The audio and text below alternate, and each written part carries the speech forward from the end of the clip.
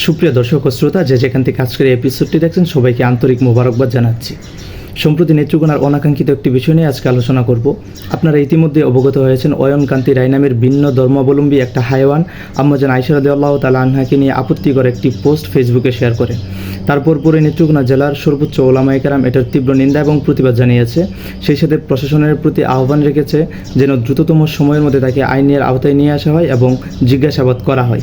এবং প্রশাসনের প্রতি এই আহ্বানও রাখা হয়েছে, যদি আপনি তাকে গ্রেফতার না করুন দ্রুততম সময়ের মধ্যে, তাহলে তাওহীদি জনতা মাঠে নেমে আসবে, রাস্তায় নেমে আসবে, তার উপর আক্রমণ করতে চাইবে, আইন নিজের হাতে তুলে নিতে চাইবে।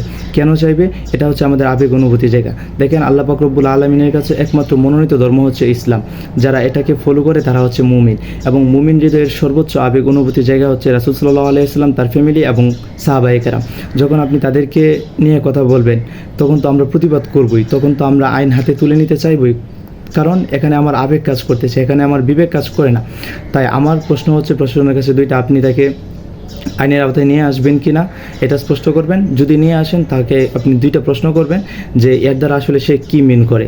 এর দ্বারা কি সে এটা মিন করে যে আমরা হিন্দু এবং মুসলিমরা মারামারিতে লিপ্ত হব, এবং এর পিছনে কাদের হাত আছে? When you will talk about রাসূল সাল্লাল্লাহু আলাইহি ওয়াসাল্লাম and his family, I am the last person, আমি প্রতিবাদ করবই, আপনি যা করার তা করবেন। এটা হচ্ছে একজন মুমিনের ক্লিয়ার কাট কথা।